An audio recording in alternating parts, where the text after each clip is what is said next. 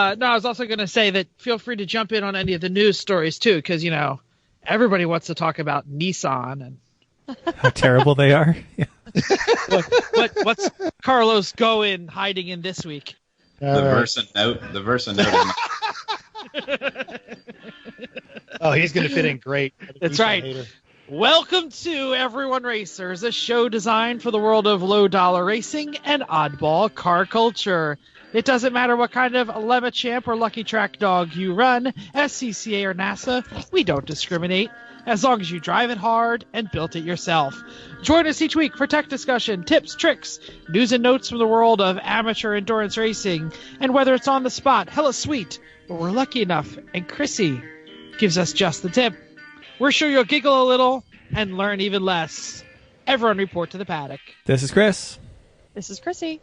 I'm Jeff. And I'm Mental. And we are Everyone Racers. Thanks for coming back and listening to a Fiat or Seat episode of our podcast. It's episode 128. And if you're not driving a car, don't forget our new and improved E1R bingo card. Link is in your show notes. So, good times will be had by some with that. I thought that it was called, it's pronounced seat. Seat. No. Seat? Seat. Totally Are Seat. you serious? Yeah. You're I not don't know. serious. What the heck do I know? Jeff is not the world's foremost expert in foreign language pronunciation. Have you heard him try to say Citroen? Not at all. Exactly. Yeah. He can say it better than Mental can. That does remind me, the Scrappy R Fugees wanted to send us stickers when we get around to that. Oh, okay. I'll make myself Yes. So aside from working on pronunciation, Jeff, what are you working on? Why don't you start us off then? So in my adult life, until recently, I have only ever broken one phone screen, and I have broken two, count them two, in a week. Wow. Congratulations. Broke my phone. And this is where you're going to say why Android is better than iPhone? Took it to a place to get it repaired, and 48 hours later, dropped it again and broke it. But I'm telling you, I never, ever, ever break a screen. It is so weird. You're no longer able to say that. I know. And that's impressive, because you're usually eating fries at 80 miles an hour while marking cops on Waze while telling us that you'll be there in 5 minutes. And drinking soup. 80? He slowed down. I did. So I do want to bring up. I had a really odd. My wife took her Subaru 2015 Subaru Forester for a fake recall. I'm pretty convinced that Subaru, whether it's the local dealership or whatever, has some sort of fake recall going, and they replaced the rear springs on her Subaru Forester for corrosion and potential braking issue. But according to the NTHS, whatever they are, and Subaru of America, there is no active recalls. Well, if they want to give you free springs, it's like, okay, sure. I didn't complain. So that happened. Everything got an oil change. I am 3/4 of the way through the installation of the transmission cooler on the tow pig. And quick question for the podcast. What is the easiest way to remove several quarts of transmission fluid from your tow pig while installing a cooler? Puddle on the driveway. Duh. Dipstick. Duh. The answer is don't hook up both lines and then start it. Yeah. Oh. That's how you pump it out to put the fluid in. That's exactly. That's a system. I don't know whether I actually forgot to push it onto the cooler or whether I just forgot to tighten the hose clamp. But either way, I started it, and it started raining transmission fluid all over the front of my driveway. Luckily, I had some stuff down, so it's good. Your driveway won't rust now. Yeah. It's still apart because I'm doing some other work while I'm there. So I kind of left the grill out, and I'll take care of that later. So, still apart, still leaking in my driveway. Don't care. Awesome. Normal day care. for Jeff Lake. This is like your driveway is going to be a super fun site. No. I literally haven't. New Jersey? Come on. I haven't gotten any on the driveway because I've had cardboard down at all times. Well, transmission fluid goes through cardboard. Eventually. You gotta. You just change it. He keeps a supply just to keep changing the diaper under the truck. Thanks to the world of e-commerce, the Amazon man makes sure that I have enough cardboard at all times. That's a thing. All right. Chrissy, All what right. are you working on? Oh, I'm not working on a whole lot. I was trying to help Chris with some projects around the house. We made ourselves a very nice to-do list. Are those projects baseboards? They might be, but Chris will talk to you about them later. I was doing some cleaning, and the only fun thing that I had going on was that I was called for federal jury duty. Ooh. So, yes, I already had it scheduled. I didn't get called on Monday, but then on Monday afternoon at 4:50, it said, you'll have to report downtown Philadelphia tomorrow morning at 8:30. Awesome. So, which means I went, got a hotel room, stayed down there, so I didn't have to go down the Schuylkill to get there to be on time. So I was, and federal jury duty is I feel like it's a little more exciting than local jury duty, but I end up was potential juror number 17 of 97, and I did not get called, or did not get chosen to be on the jury. You were in the voir dire process? I was in the voir dire process. How's that pronunciation there, Christopher? Yeah. It's pretty good. Good job. Actually. Yeah. Woo. So Latin Yeah. you're okay with, but that's about I it. had Latin in high school. Okay, good. So it was a little stressful, a lot of hurry up and wait, but I didn't get called, but people did. So I'm happy that I don't have to deal with that. It was going to be at least a week at downtown in a jury. So I'm out of that. So it's all good. Mental, what you working on? Spent the weekend down at NOLA. Chris, did you know that the straightaway at NOLA is 3,200 feet? You might heard have that said that somewhere. once or twice. I don't know where I heard So I was that. down there with Extreme Experience. I know in the press there has been a lot of hype about the new Mustang GT5, the Shelby GT500. I am here to say unequivocally, it is all that. When you climb out of a McLaren and get into that Mustang, and that Mustang still gets your attention, dear Lord. A little bit thirsty, though. With talented drivers, that car would need to get gas after 4 sessions, and we were running the just under 2-mile circuit. Doesn't it have a tiny little tank? It's like a 12-gallon tank in a 700 horsepower car. And it's How much gas do you supercharged. need to go a quarter mile? Yeah, well, that car will turn, and it will turn with stuff that it shouldn't be able to turn with. And part of it is a giant chunk of rubber. The other part of it is the suspension on that car is the real deal. The transmission's amazing. That car across the board is just an impressive ride. It's like a real live flappy paddle computer controlled manual transmission, correct? Correct. Yeah. And a Ford. It's a supercar transmission without question. This weekend, I'm headed out to Thunder Hill with the Vintage Auto Racing Association and their K&N High Desert Challenge. I'm going to be running with Mark Francis Racing. They've got an Enduro, and we're firing up the same E36 that we read Thunder Hill with. That's going to be a great time. And in non-car stuff, my father-in-law and my brother-in-law are in town. Cool. Chris, what you working on? Hey, Since Mental didn't throw it guess, over. Yeah, guess what I might be working on? I might be working on more baseboards. Housework, more baseboards. Baseboards is that kind of project. You spend small bits of time most days, and then eventually it's done. But, it's a little bit here, it's a little bit there. It's 120 feet of baseboards. Like, this is not a small task. So it's getting done. And that's pretty much it. So, anyway, listeners, you probably noticed a new voice here just when we started. That's our new guest tonight, RJ Till, Vice President of the World Racing League. We're thrilled to have you. RJ, what you working on? Well, thank you guys for having me. Working on a whole bunch of stuff, trying to get ready for the WRL Sports Car Showdown at Barber. So we're loading trailers, checking off lists, and a whole lot of stuff. It's a lot of work, but we're about there. Should roll out tomorrow. Excellent. We do love that track. That is just a great track. Yeah. Yeah, Barber's fantastic. That's way more Love fun the than little what things.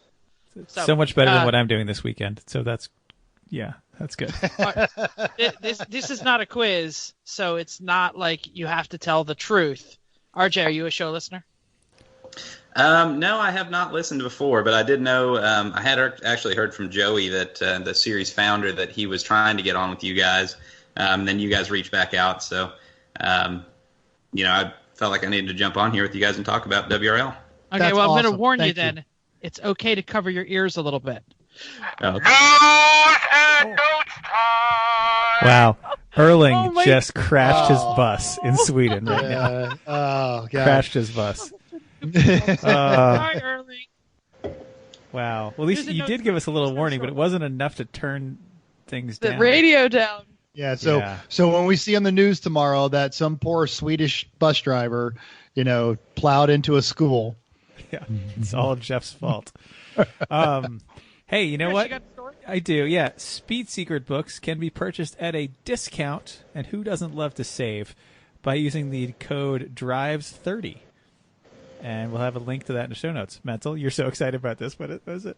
I'm very happy that you put that in there because I immediately clicked on that link, and folks act quickly on that because 2 of the books are already sold out.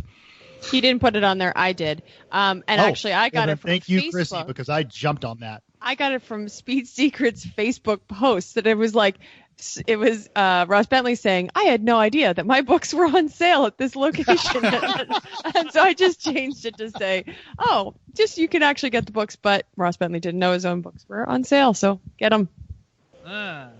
Okay. So I'm sorry.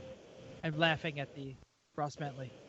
So you better buy that Merc long roof now. Mercedes' new E450 Matic, quote, all-terrain, a raised off-road style wagon was covered in recent Auto Week article. But the nugget hidden in the article was there was this little bit of information that says we don't have the dimensions on the new Mercedes E-Class all-terrain wagon, which, by the way, is the only wagon confirmed for 2021 model year. No other wagons will be available. Womp, womp. Yeah, I know. Link in the Don't show take that notes. don't take that for the gospel, but that's what they, that seems to be the way that they're going. Yeah. Link in the show notes and article on Auto Week by Jake Lingeman. Oh, thank you. Very good. That's pretty good. It still looks kind of cute. It helps that the wheels are so big, or at least they fill the wheel wells really well. It's still like you've taken a wonderful, wonderful car and made it worse. Yeah, I mean, in I don't every want way. it. I'm just saying. Well, but we are actively in the market for an E400 or E450 wagon. Yeah, it's sad. Not that I would buy one new because it's amazing the depreciation hit they take. It's great. I love it. They're collector's items now, though. Yeah, right. We're going to have the last actual, real, normal height Merc wagon. Awesome. Sad. Mental, I know you got the big story. I rushed to our show notes to post this one and saw that you had already stolen it and got a little mad at you. Well, sorry, man. This is the song of my people. All right, and RJ's in Chattanooga, so he knows as well. But starting in 2021, along with several other modifications that they're doing to that, but the new NASCAR is going to be adapting a single 18-inch aluminum wheel. So it's a single lug like IMSA. And what I find neat about it is actually they're anticipating that full 4-tire pit stops are going to be less than 4 seconds. Those wheels are going to be manufactured by BBS, which their headquarters just outside of Road, Atlanta. What I'm interested in is I think this might kind of start a trend on street cars. For years, the big thing to do with your Porsche GT3 was to yank off the single lug and put on the standard 5 lug. There are several companies making adapter kits.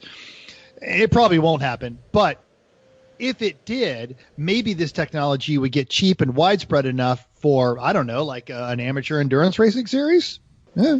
So, or people to put on their Monte Carlos with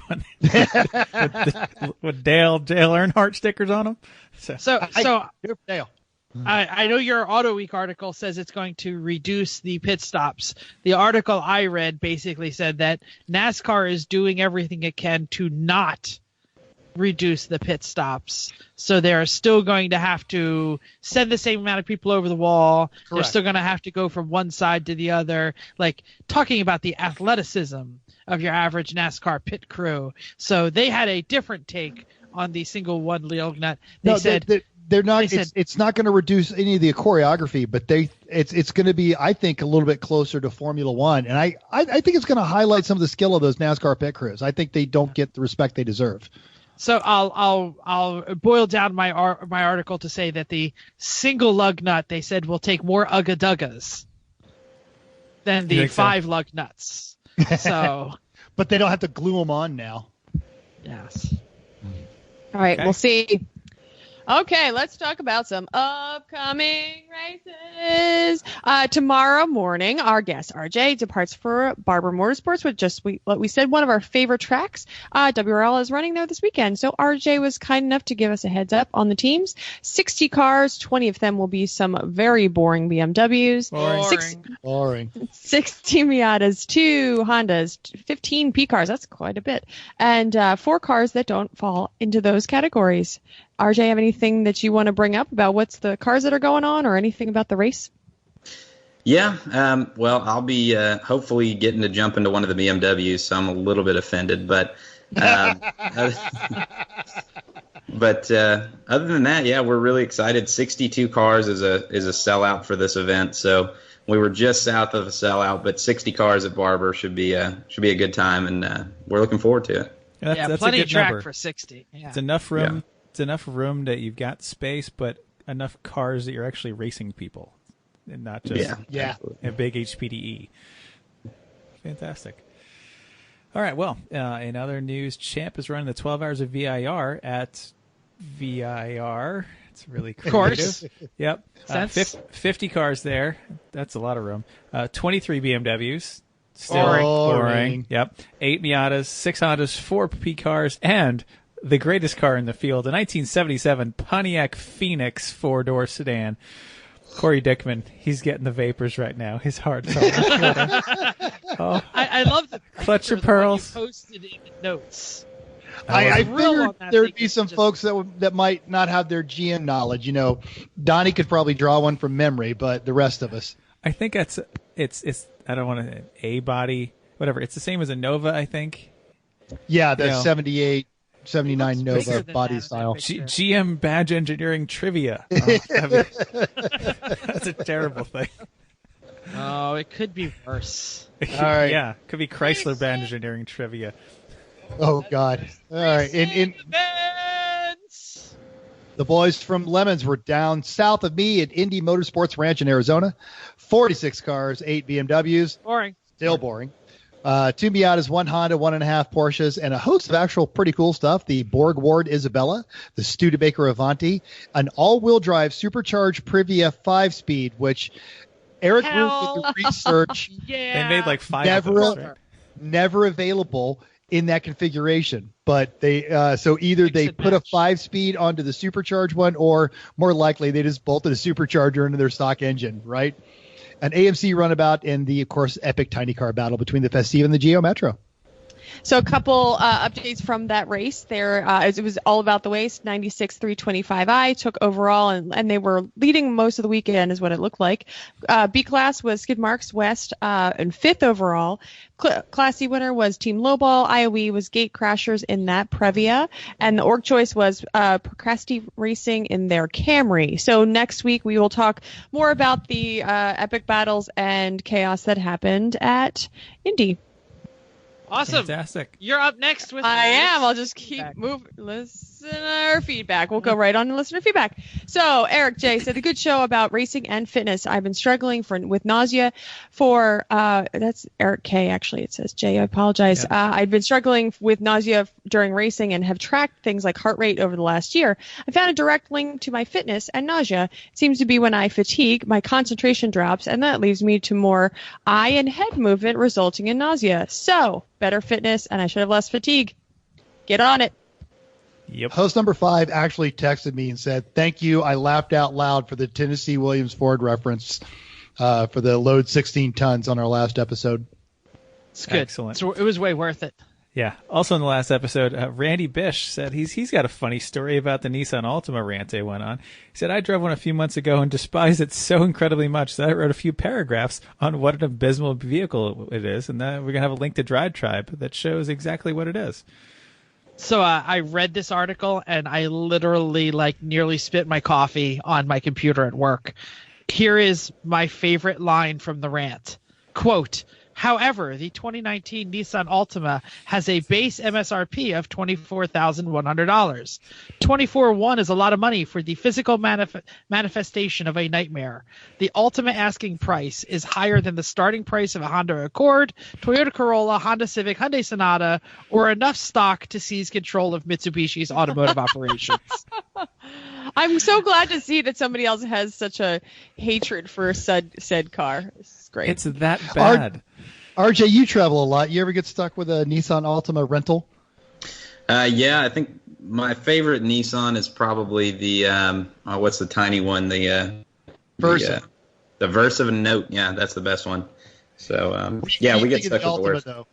Yeah, it's like Ford Fusion or similar is also a Nissan Altima or whatever. Yeah. So, yeah, that's what they always have. They don't ever have whatever they advertise. So, no. All the Fusions get taken for that first. Matter. Yeah, exactly.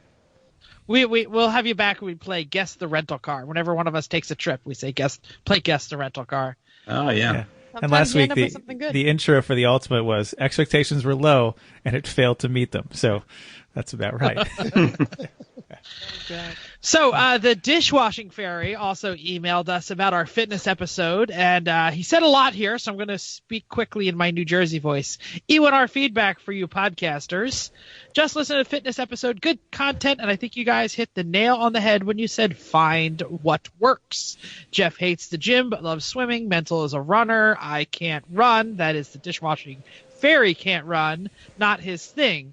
I do a little bit of it, or at least when I'm not having hip surgery, so good luck, dishwashing fairy, on your old lady hip replacement or whatever you're getting out there. He fell down. He can't get up. Push the little button. They'll come get you. He said, however, I could never motivate myself to run a lot. Also, with endurance racing, it's your mind that you really need to condition for fitness. Yes, heart rate is important and making sure you don't have a heart attack behind the wheel. But I find that he finds that he has zero issues physically behind the wheel after 2.5 hour, whatever his longest shift is of the weekend. But it's the mental focus that starts to fade. He's never had it where he felt he needed to pull in, but he always wanted to be safe. And he'd be lying if he said he didn't have to start really pushing himself to stay focused after about 2 hours. I usually find something to focus on, catching the car in front of me or keeping the car behind me from getting to my bumper.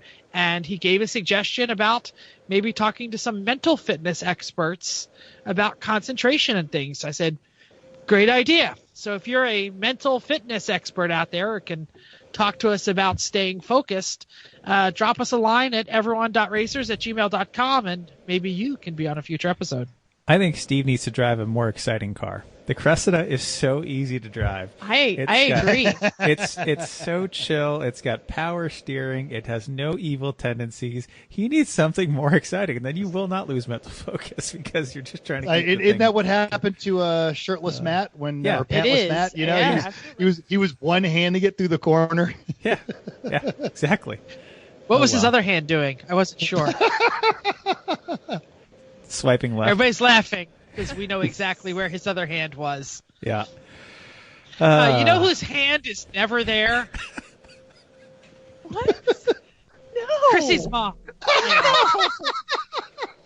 Is never on Matt's package. Okay, let's move on because it's main topic time. All right. Folks, our very topic time. Jeff, are you drinking at dinner tonight? I'm quite excited by the birthday gift my brother got me. Oh, okay. What was it? He is repainting Hot Wheels cars. He painted a very realistic version of my first car, the 1973 International Scout. I saw those on the. I guess we'll have to post the picture on our on the Facebook page of the show, but it's amazeballs. All right. Well, back to and by the way, everybody say happy birthday to Jeff because it is his birthday, and I know that most of you are in your car, but you can say it out loud. It's okay. No one will think you're crazy. Our very Thanks, Donnie. patient. I heard Our very patient guest this evening is RJ Till. He is the new vice president of the long-established World Racing League. RJ, of course, we want to hear all about the World Racing Leagues, but before we get there, talk about you. What got you into racing? I feel like that's a loaded question for anybody that's going to be on your podcast. But yeah, I don't know. I think it's like where everybody else started with Hot Wheels and Speed Vision. But yeah, I don't know. I pretty much have always been obsessed with cars. And as soon as I'd say probably what really got me into it was video games with the Gran Turismo series from the beginning of that. And then really moving into like iRacing and stuff. Once I got out of college, I did some autocross and really wanted to do wheel-to-wheel racing. Never thought it was something that'd be possible or achievable. So got into autocross, did a ton of iRacing, and then eventually found an endurance racing team that was autocrossing locally and helped them for a while. And they invited me out to a race. And down at Daytona, I helped them out there, and then one day went over to the shop to work on the car, and they had my name on the window, and they were like, "You're driving at NCM." So I was like, "All right, let's go." Ooh, so good track to start at. That's a great track. Yeah, you got to learn quickly there. It doesn't. It's like a bowl of spaghetti that you drop on the floor. I was gonna say, I love Chris's explanation of this. Yeah, it's one of my favorite tracks. It's kind of been, kind of hate that people haven't taken to it. Like, it seems like series have a hard time getting cars out there. Not all, but some. But we've tried to hold races out there before, and we haven't gotten the turnout. So we're hoping, as we continue to grow the series, that's something we can put something together there. It's really one of my favorite tracks in the country. It's an interesting track. They got good facilities. The garages are nice. The bathrooms are clean. Yeah. So that's great. That's your history. What's your current action going on right now? You're obviously just not the vice president of WRL. I hope you're still getting behind the wheel. Yeah.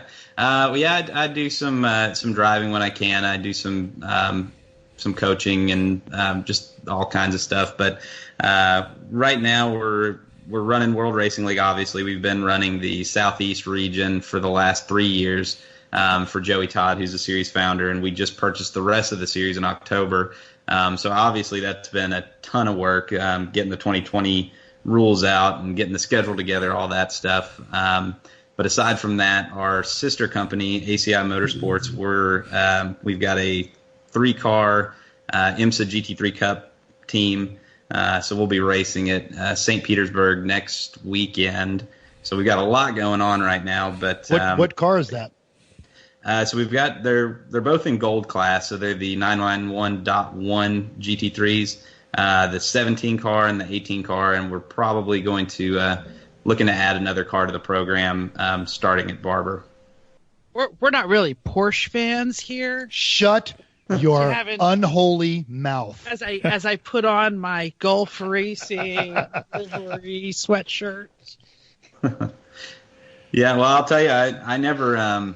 Porsches were just one of those cars to me, especially as a kid. You look at them and they kind of all look the same, and the evolutions have looked similar. And then I'm sorry. It's okay. But as I've gotten older, and I was fortunate enough to meet Kurt Swearingen, who's the president, a couple of years ago, who was local to me. We actually both started autocrossing about the same time.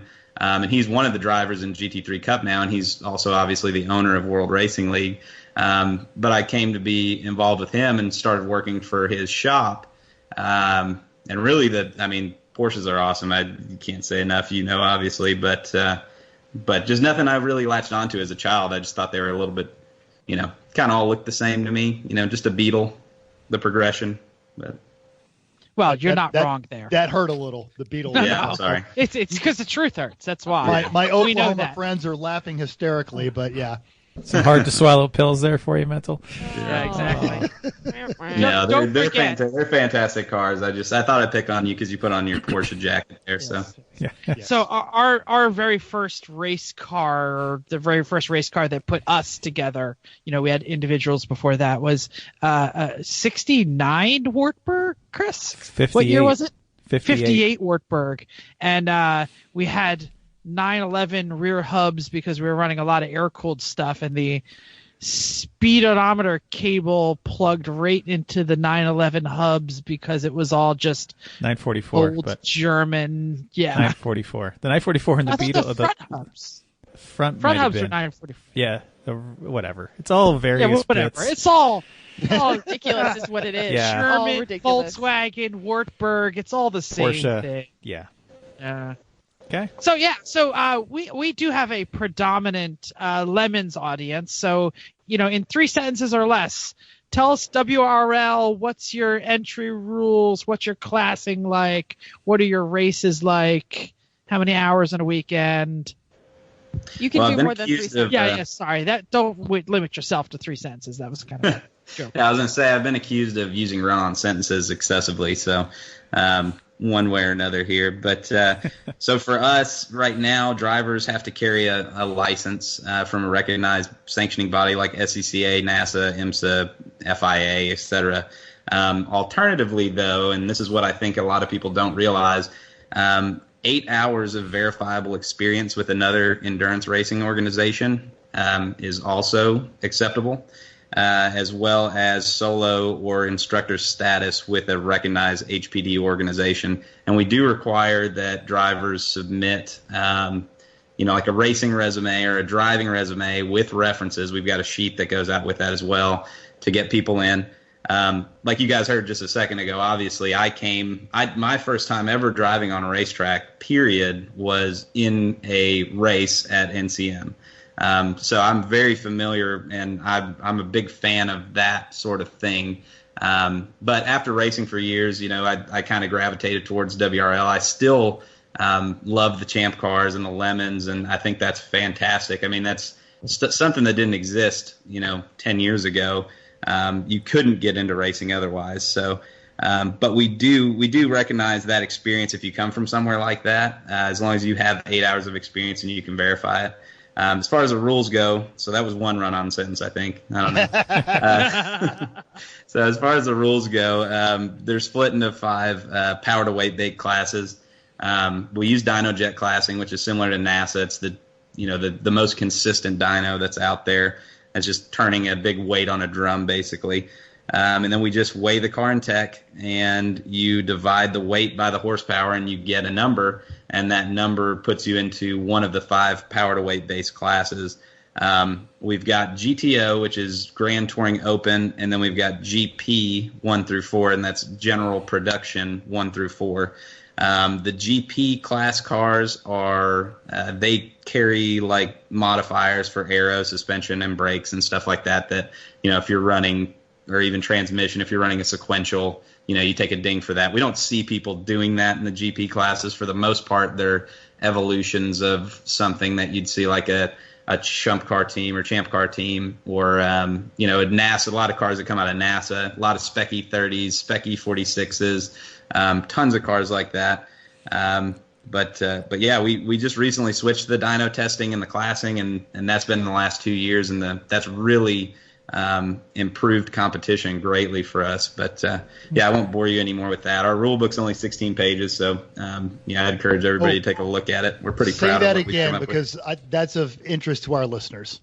What is? The rule book is only 16 pages. Yeah. Yep, it is 16 pages. So, like I said, I've got experience with a lot of the other organizations, and once I got attached to racing, I was like, became obsessed with it. Like I'm sure you and all your listeners can relate. So I wanted to know everything I could about everything that was going on, as well as the series I was racing in at the time. And I just kind of was like, there's got to be a simpler way. And that's when I kind of found WRL, and I was like, man, this is, it's power to weight. And some people don't want to go to a dyno, but you go to that really takes a lot of the questions out. You don't have to have modifiers for camshafts and things like this, because, cams on one car is not the same as cams on another, is not the same as an intake on one. So, you put it on a dyno and it doesn't lie. So we've found that to be really, really have improved competition for us. How recent does a dyno have to be when you come on? It doesn't have to be super recent, but it does have to be representative. So if you're bringing a dyno from a car and it's from last year and you haven't made any changes, then you're welcome to do that. Motors can break in. Some motors lose power. But we do check, we black box cars throughout the weekend. We usually do 15 to 20 cars. We track all that data. We've got a guy that just does nothing but verify rules and check on that stuff. So when we black box those cars, we've gotten our formula, our equation that works off of those accelerometer numbers and weight and things like that down to about 1 to 3% of known dyno numbers. So we use that throughout the day. And overwhelmingly, everybody's been compliant. So, it's been really good. Good. It wasn't a few years ago that you actually had a dyno at the track for some of the leading races, I think. I think they had in the past. Like I said, we ran the Southeast region. I know MSR Houston has a dyno on site, so I know they've put some cars on the dyno there. Prior to the actually going to the dyno testing model, it was more of just an information thing, or like, are you grossly outside of it? Because we were using modifiers for a couple of years, and that's something that everybody, and that was when Joey was still running the series, we all kind of got together and decided that was the best way to do it, was to go over to the dyno classing. And we did have a dyno at COTA this last December, and we put, or I guess it was November, but we put all the class winners on Saturday on the dyno, and everybody was compliant. And actually, it kind of a testament to the DynoJet system. Everybody was within 1 to 5 horsepower. Always, all of them, none of them over, but within that range, plus or minus. So it was pretty cool. But yeah, it was good. I think that was the race I remember reading. Yeah. So I feel like you might have the volume on your extra monitor turned up or something, because we're getting a bit of an echo. I don't know. Oh, I'm sorry about that. That's all right. No worries. So I like the idea of the dyno model in that it makes it that you can bring anything, and it's you'll find a spot for it. Like, we've got a K24 powered 89 Honda Civic, and we're building an LS powered 300ZX, and those are weird things that immediately get bumped from some other series right in exhibition, just because they're weird. So it's nice to have a place to run weird stuff. All right, since we're talking about weird stuff and where you run, where are the majority of your races run? Tracks? Okay. And I'll apologize because I'm struggling to. It won't actually let me turn the volume down. No, you're okay now. It's actually whatever working you now. did works perfect. Yeah. Okay, wonderful. Well, nothing is progress. So anyway, all of our races, I'd say, if I had to put it simply, are just going to be east of the Rockies right now. We kind of chose to stick with the races that were at the core of what WRL was. So we started the season off in Texas, and that's where the series started. We'll race at Road America down to Daytona, VIR, Barber, High Plains Raceway in Colorado. We'll be out there. And then Hallett, which is always a sellout for us, which got to go there last year. It was a really cool race. So pretty much everywhere on the east of the Rockies. We haven't made our way up to Watkins Glen or anything like that yet, but those are all places we'd like to go. Any plans to return to Mid-Ohio, or am I talking stupid and not looking at your schedule? No. I didn't bore you with every race, but Mid-Ohio is is actually going to be our next race. Okay, excellent. Of the year, yeah. So that will be there in April. I thought you guys have been rather popular there, and I had a good time. Oh yeah. We're looking forward to being there. I hope I get to drive there. I've been there several times. I've not driven, but it looks like a lot of fun. As long as it's not raining, which I haven't driven there in the rain. We were there with IMSA in the rain, and it was a bit of a mess. So, I know you mentioned you grew up on Speed Vision, so you probably remember watching the runoffs. Oh yeah. Mid-Ohio was like the runoffs at Mid-Ohio. It was like hollowed ground. Oh yeah. Yeah, and if you guys haven't seen it, look up old SCCA guy on YouTube, and he has all of the old SCCA runoffs. And I still go back and watch it. Oh, that's gonna be fun. all the old prod classes at Road Atlanta where they're going 6 wide in turn 1. It's good stuff. The old Dangerous turn 1. Oh yeah. All right. Can you tell us a little bit more about what sets your series apart? Aside from the classing, which I think is really important, I think we've got just a really, really good group of drivers and teams. I think the classing kind of draws good drivers because it's the cars are pretty much equalized, so you've got to get your pit stops down, and we don't have minimum pit stop time, so it's just wide open. It's as quick as you can get in, do your fuel, get your driver in and get out. So there's a lot of strategy at play. I think that's some of the things that really set us apart, and it just makes it a really good, fun, competitive environment. I also think just from, we like to drive in our races and we like to get to see the product. I think that's the really important, that we're out there and we see it, not just from the sidelines. So as we're out there and even getting feedback from drivers, what we've heard overwhelmingly is that, everybody's just respectful. Whether you're in the GP4 class Miata, NA Miata with a 1.6, or you're out there in a Cayman GT4 Club Sport, everybody's kind of giving each other mutual respect and racing room. And the fact that the classes are divided, people, you're not racing against that other car, so let them go. Focus on your race, focus on what you're doing. It's about finishing 8 hours or 14 hours or whatever it may be. So those things are some of the things that set us apart. And I think we focus on going to the bigger name tracks. We're running 10 races this year. Some series run a lot more.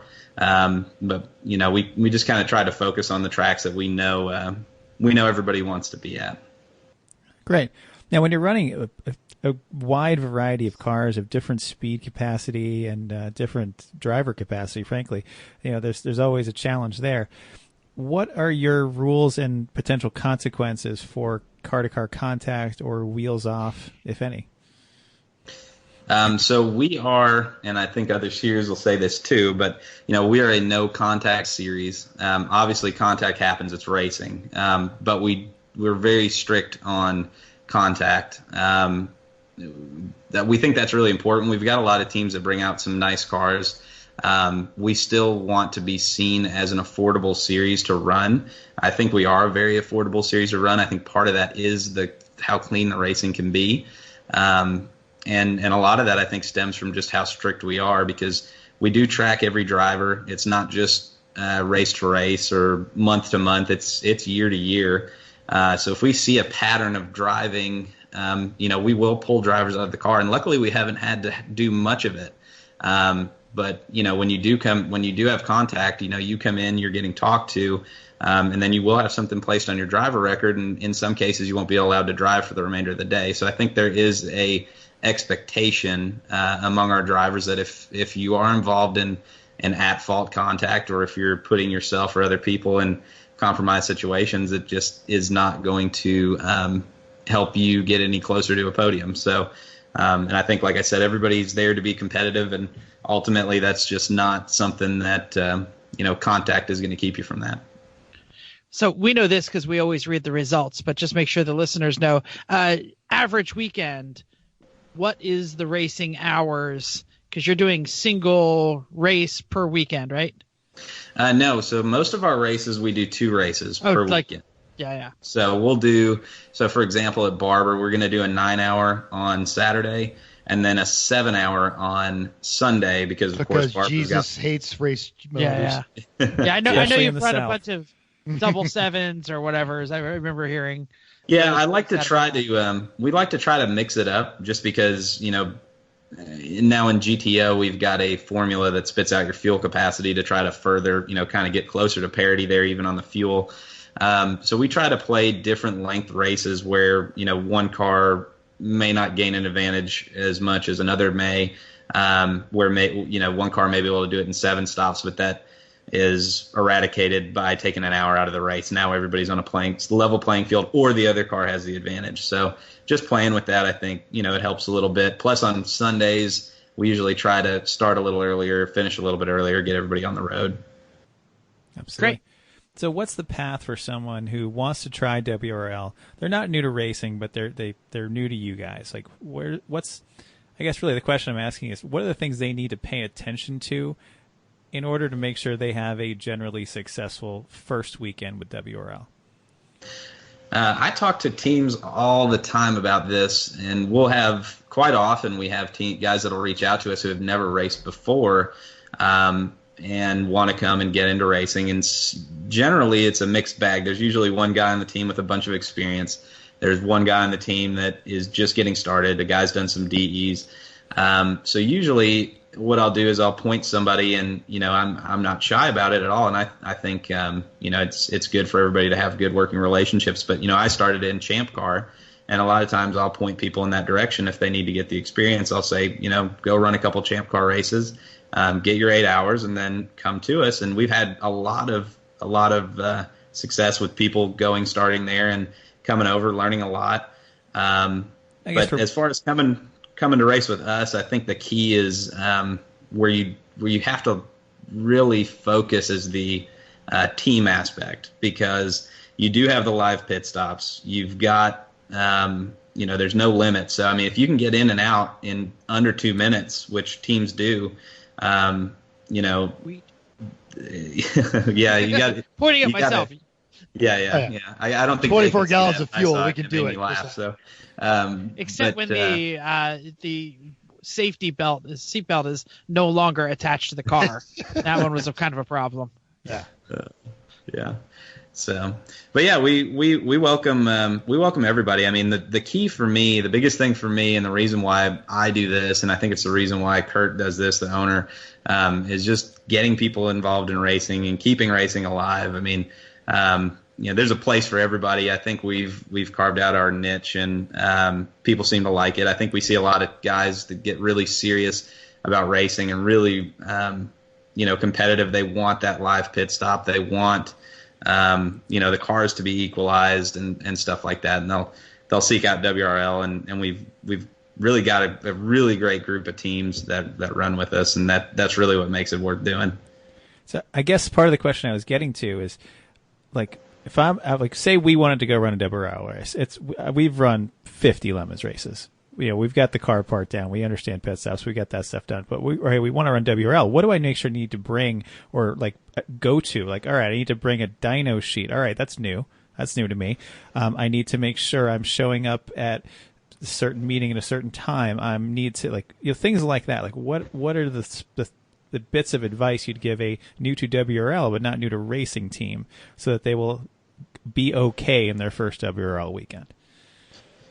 I think anybody who's done any sort of endurance racing is going to feel really at home at a WRL race weekend, because I've been at most of the others. It's not going to be anything that's just totally different. Obviously, you do need to bring a dyno sheet. Get ready to go through tech, which is going to be maybe a little bit more. I don't know. I've heard Lemon's tech is pretty intense, but maybe for different reasons. But yeah, we go through the car and we weigh the car and all that stuff. And other than that, not much. Regular drivers meeting. We do usually provide beer for the drivers meeting as well, and pizza and stuff like that. But that's the after race, not the pre-race drivers meeting. Oh yeah, absolutely. Okay. Well, our drivers meetings are on Friday night, of course. Oh, okay, that's different. That's the kind of thing I'm talking about. We didn't know that. Good. Okay. Yeah. So yes, that would be a different thing. Obviously, so now for this year, we've added a third day to most of our weekends, or a second day. In the case of Daytona, but we do have practice and qualifying, which is a combined session or group of sessions. Like at MSR Houston, we had 6 40-minute sessions that were qualifying / testing, but we didn't publish results until lunch, because our goal is not to have people out there fighting each other for tenths of a second. We just want to set the grid in a way that makes sense. So we want teams to go out there and test and practice and get comfortable with the track. And in the process of doing that, set a lap time, and we'll use that lap time to set the grid in the morning for Saturday. And then for Sunday, the grid's set by your fast race lap, which is common among most series. So you do a live start with a pace car, or is it just a rolling start whenever you decide? How's it usually go? Yeah, so we do, and I guess this is a little different than most, but we do a double wide start behind the pace car. Okay. So we'll do a 2-wide start, and just the flagger throws the green. Cool. Hey Jeff, did you hear that he'll feed you if you come to one of his races? That's true. I eat anywhere. Mm-hmm. Yep. Especially beer in the morning. Yeah, we must clarify that is not the case. I was like, wow, no. Really? That's all right. Why do all of our Texas races have 200 people signed up for them? So we've been out and about recently. We've been to Lucky Dog. We're obviously born and bred lemons. We've been to AER and been to a bunch of NASA events where they all have fed us or given us alcohol except lemons. So every time we talk to Jay, we're like, Jay, everybody else feeds us, get with the program. It's not like there's any shortage of food or alcohol in a lemons paddock in any way, shape, or form. True, but he could donate to the potluck, right? Yeah, absolutely. He could bring half an eaten pizza like some of the other people out there. Smithers, That the literally Cheetos, happened. please. Right. So RJ, what's your you've been managing the Southeast races for a while with you and your crew. What's your favorite part of the weekend as manager? Not that you're probably full manager, but being part of the management team. What is it about the weekend that just makes you go, man, this is worth it? That's pretty easy to answer for me because it's so much work leading up to the event. We've got, we get everybody to submit their disclosure worksheets, which is another thing that I guess you would need to know that you need to bring that kind of runs down what you've done to the car. We get all those entered into the system. We've got a digital logbook system. Get that loaded in. So, this is weeks of work in the making. So that Saturday green flag is definitely my favorite part of the weekend because that means that we've made it to the start of the race. So that's always a good feeling for me. But honestly, the whole thing. Good answer. Yeah. You'd be surprised, but it really is. It's just really cool, especially when you see all those, a field of 60 cars starting, and like at Circuit of the Americas, we'll have 90 cars start. So that's neat. And I know you guys in Lemons are not, large fields are not surprising to you guys, but either way, no matter what series you're running or where you're at, it's just cool to see the weekend kick off. Cool. Yeah. What's your favorite track?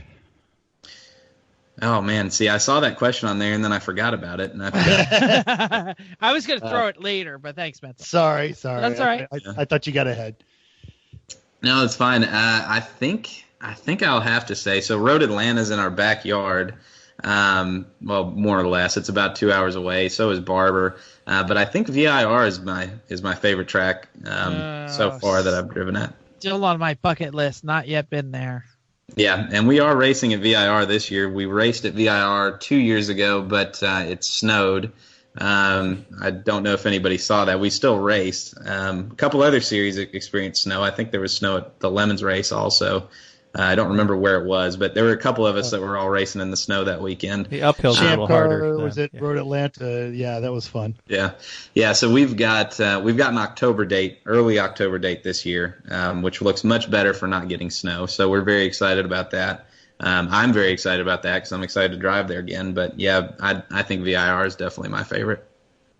I think you're the fourth race manager to have on, and we always ask the same question. So, what's it take to build the schedule? How do you, are you begging more than whatever? Are you delivering bribes and brown paper bags to tracks you need to get on?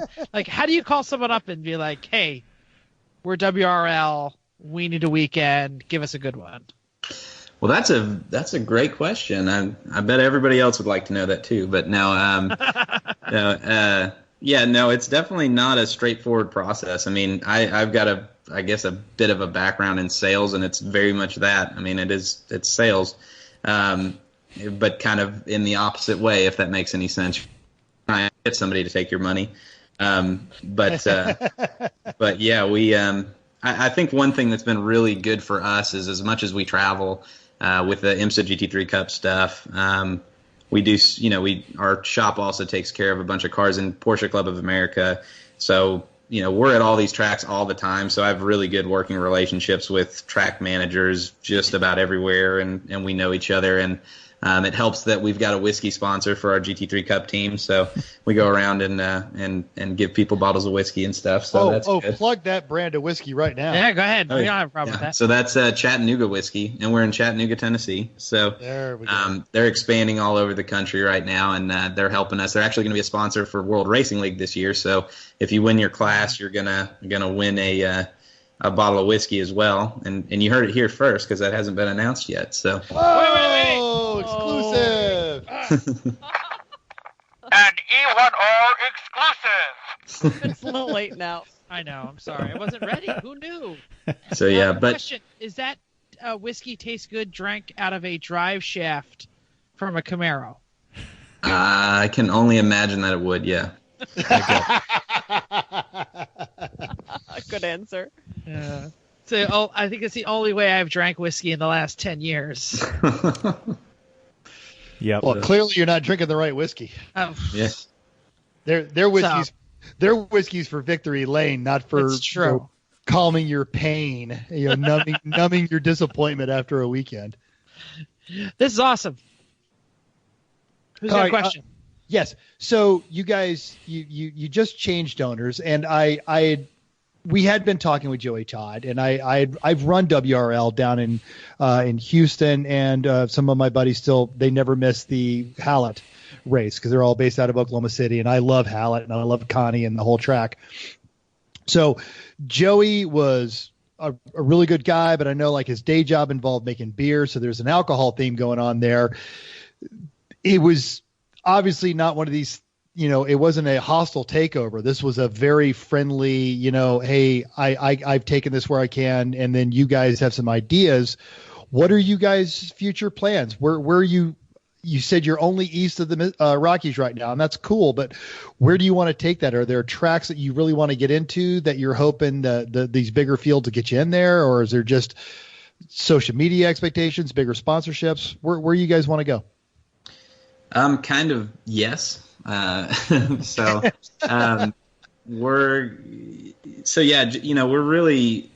really love everything that Joey did, starting the series and just the way that the classing works. So Kurt Swearingen, that owns the series, he started racing wheel to wheel with WRL. He did a licensing school, and then did a bunch of track days and autocross, and then his first race was with WRL.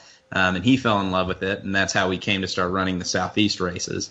And then in running the Southeast races, we had some ideas, we had input, we helped bring the dyno classing around, and now that we've purchased the series, we're looking to just keep growing it in that same direction. I think aside from obviously continuing to improve upon the rules, continuing to ensure that we've got parity and that we're equalizing cars, and just we've got a lot of races, that finish. A lot of our races are decided by seconds. In a lot of these classes. That. We've seen a lot of that. Yeah. That's awesome. At COTA this year, I think we had 5 or 6 cars finish on the same lap in a single class, and that's after 8 hours of racing. So, I think we're doing a really good job with the rules. Doesn't mean you can always do better with anything. So we're always going to be looking at that and how we can improve, but we're really wanting to push, technology forward in the series, and that's something that's really important to me and important to us. And we've got some really good connections around the motorsport world that are going to things are going to start rolling out. We just rolled an app out about 2 weeks ago, so that's going to have persistent communication with teams. We also allow if you're an IMSA team or something like that, and again, you don't have to be to run with us, but if you are, we have a server set up so you can use your, custom timing software. Oh, wow. Okay. So, yeah, just things like that. Just making it so our series motto is professional racing experience on an amateur budget. So that's really what we're looking to provide. We're looking to make this as close to, with the live pit stops, with that sort of thing, and more technology. Just making it like a professional racing experience. That's fantastic. Well, your track list pretty much sold me. I think the free food and whiskey sold Jeff. So a lot of our listeners now, they're all about WRL. They want to stay up to date. Yeah. What's your social media presence? Where are you guys sending out news? Where can they go to find out the latest WRL? So we're on Facebook. It's Facebook.com/Race WRL, I believe. Same thing for Instagram. It's going to be at Race WRL. I would encourage anybody that's interested in the series to look up the WRL Racers group on Facebook. That is just basically like a Facebook forum for us, but it grows massively quickly every day. Lots of good questions and comments and stuff like that out there. Another thing we just added as well, if you're on Facebook, is look up the IWRL Racers group. Like I said before, I was a huge iRacer, so we have an iRacing series that we started. We'll be giving out real physical trophies to the winner in each class of that. And then it's also broadcast. They do a live broadcast of each race that they do. So they're going to run two seasons each year, and the schedule will kind of mirror the WRL schedule, so people can get their practice in and race wheel to wheel. So it's been awesome. We've had 50 person turnouts to those iRaces so far. So. Well, we've got a couple of our folks just picked up an iRacing sim, so you might see, if you see a Miata go by on its roof. That was me. Or somebody that's I way hate too the slow to Miata be Cup racing. car. It's so bad. It's the stock setup on it is terrible. Ugh. Well, the new tire model, if you guys are big iRacing nerds like I am, is nobody's really been happy with that. So just wait a couple weeks, and they'll update it again, and it should be better. Good, because I cannot keep the back end behind the front, and then I keep rolling the car, and it's just makes me not want to do it because of how bad it is. Anyway, I've got a friend that I've never really I've done a ton of iRacing, and I've only rolled a car maybe like once or twice, and I've got a buddy that likes to come over and just jump on and play around with it, and somehow he manages to roll the car like 6 to 8 times an evening, which is fantastic because I can't. Even if I tried, I couldn't do that. So if you're doing that, that's I'm not that bad, but it's just really frustrating. Oh well. Oh no, yeah. All right. Fantastic. All right. Anything else? So, what else do you need to pimp? What else does everyone need to know? I mean, we've got all that cool. We'll download the app. That'll be fun. Is that going to be an app that also like fans can watch races remotely, or not like just keep up with the timings of like their favorite the Rocksteady race team out of Oklahoma when they're running your WRL races? Yeah, so we'll have live timing on there. There's going to be some really cool stuff coming out with that live timing as we go forward. So that's all there. We've got our rule book is on there as well, so it's really easy, quick reference, as well as the supplemental rules. We've got the schedule for the event, weather, just some basic things. But that app is going to become very powerful in the next 12 months or so. Excellent. all right. I think we've gone all around the block. Obviously, we want to try out WRL. Maybe we'll look at that wonderful track that we haven't been to in the Commonwealth of Virginia. They don't have the tree anymore, right? They got rid of the tree? I think the tree got rid of but itself. The corner's still there, yeah. Oh, okay. That's all I know about is the tree. And then it's a great track. It's everybody's favorite. Everybody's A lot of favorite people. track, but you might die if you go off on the wrong spot, is what I say. I don't know. All good things. All good things, absolutely. Well, RJ, you've been a great guest. We're glad to have you. We definitely need to have you again at some point. Maybe we could talk about the IMSA stuff. Maybe we can talk about something exciting is coming up in the series, and you want to drop some more exclusives our way. We'll always be prepared. Yeah. We'll also sample your whiskey. Yeah. Yeah, we can make that happen. Definitely not against that. Yeah, well, I appreciate you guys having me on. Like I said, our goal is to help keep racing rolling and help people get into racing and move up to the next level of racing. So, anybody that's interested in checking us out, whether you're with Lemons or IMSA or Formula One or whatever you might be doing, shoot an email to race@racewrl.com. I'd be happy to answer any of your questions. And if any of the Lemons racers are listening that race against us, we would have no idea where to get a dyno sheet. none of our cars have ever seen a dyno, right, Chris? No, definitely not. I don't know what you're talking about. Oh, well, RJ, stick around because you're in luck. Because tonight we don't have a safety tip from Chrissy.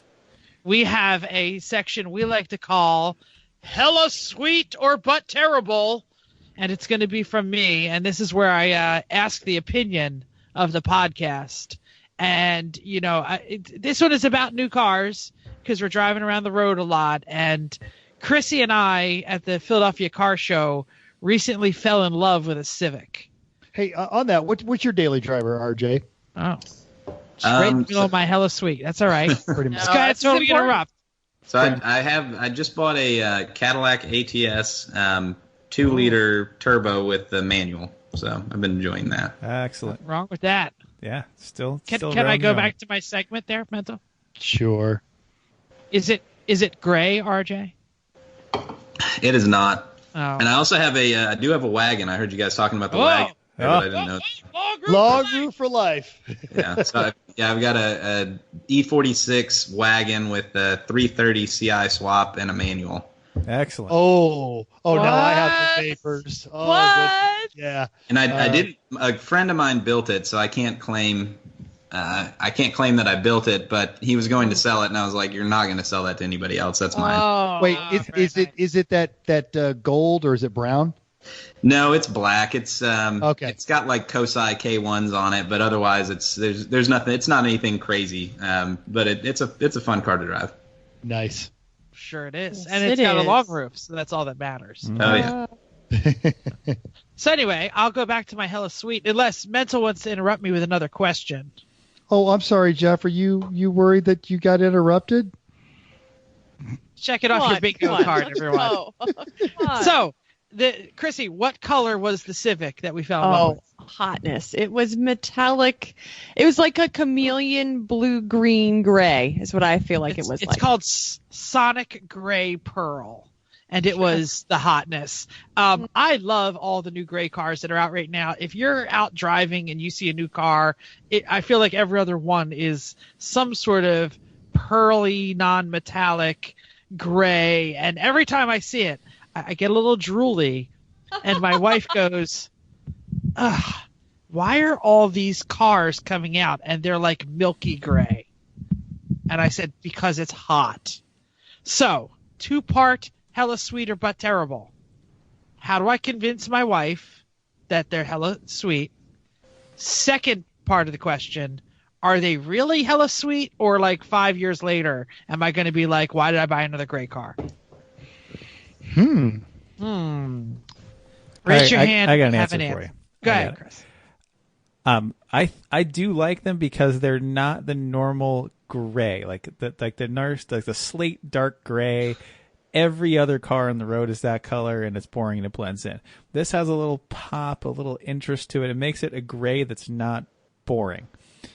So I think it's okay. I don't think it's going to go anywhere. And as far as the lovely and talented Jennifer, I think you should tell her that she can pick the color of her own car when she gets one again next time. How about that? Fair. Mental. So I'm going to go with you're never going to convince them. You know, I've given up most design or color choices in my own house because it just doesn't work. That's fine.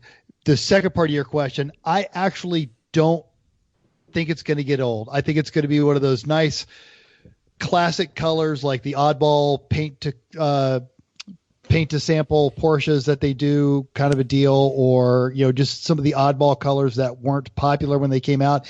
It's not like it's a yellow Xterra. So I don't think it's going to go down that path. True. But there are a lot of them. Honda Sonic Gray Pearl, BMW has a Frozen Gray, Ranger Raptors are coming out with Conqueror Gray, like someone who conquers things. And Subaru has one called Magnetite. And they're all... The Magnetite's lame. I'm Googling them as you're... Yeah. Oh, it's like the old lame. Audi TT had that like flat non-metallic gray that was really rare but interesting. See, but flat was really hot for a while. Well, that wasn't Now flat. they're I meant going to non-metallic. pearls. Yeah, and yeah. non-metallic, like so- a slate. Yeah. Huh. I know, RJ, Chrissy, what do you think? Oh, No, go on, RJ, what do you think? Oh, I don't know. I'm not a huge fan of gray in general. I don't know why. I just feel like everybody, that's what everything winds up being is gray. I don't know. You've got three options: white, black, or gray. Especially with the German cars. So Yeah, totally. Yeah. You're welcome to my world. This is my problem. I have driven a dark gray car for 170,000 miles. It started off white though, and he never washes it. Oh, that's True. me. That's my car. I don't know. I love it. I think the gray. I love the gray color. I like all of these. They're just. I'm one of those when you're driving down the road and you're like, oh, it looks so good. I don't think it's going to get old. I think it's going to be. It'll stick with the time at least for now because obviously it's very popular that all the brands are doing it. If you could get the Mercedes wagon and that, you'd probably get that instead of the blue that we're desperately trying to find. Probably, yeah. Well, I mean, then it would be the something blue is- a little bit more interesting. But I also agree. Just let her get whatever she wants. Is really what it comes down to. You get something more interesting than your boring gray, silver, whatever it is, and she should be allowed to get what she wants too. It's even worse than that. It's graphite, my Mazda. I know. It's terrible. It's sad. It's the worst color ever. And the reason I got it that color, because white was $900 more. And I paid the $900, and I'm happy that I did. You know, for And, like- you though, Jeff, the graphite's not bad because then you can't tell exactly how filthy it usually is. I haven't washed it, I don't think, since I bought it. So I'm not surprised. My car All gets right. washed twice a week, and I live in the desert. Yeah, yours is pretty though. So but it's silver, and silver is the worst color. I What? would not. You could not give me a silver car right now. he does. They're just everywhere. What silver car? Oh no, it's blue. Sorry. Yeah, you've I driven lost it. track. It was. I was yes, thinking- remember when that car lived here? Yes, it's No, blue. I was thinking about his wife's car, the Volkswagen. That's also blue. Isn't that? Is it No. blue? Yes. No, it's black. This is how you got into the wrong car after work. Have you day. been drinking It's whiskey out of a true. drive shaft I lately? haven't. I promise. I think we're done with this show. We are. I think Uh, yeah, let's move on. Poor Play us out. RJ, he's never coming back. No. Oh, that's okay. We had a good time. Well, we liked you, RJ, so please come back. Oh, well, thank you, RJ, and thank you for downloading us. We hope you enjoyed this week's edition of Everyone Racers. We also hope you'll join us in the world of driving, racing, and building, because everyone can be a racer, even you. If you enjoyed this podcast, you're nuts. I mean, subscribe. It's totally free. Then go to iTunes and give us a 5-star rating. Even if you hated us, go to iTunes and give us a 5 stars and tell us why. If you have any questions or show ideas, drop a comment on our Facebook page, Everyone Racers, or email us at everyone.racers@gmail.com. Find us on Instagram or Twitter at everyone.racers. I'm running the Insta. Mental runs the Twitters. Thanks again, and until next week, keep the gray side up. Unless it's not gray, then just keep the less greasy side down, or the more greasy side. I don't know. I lost track. Transmission fluid side. Transmission fluid side down.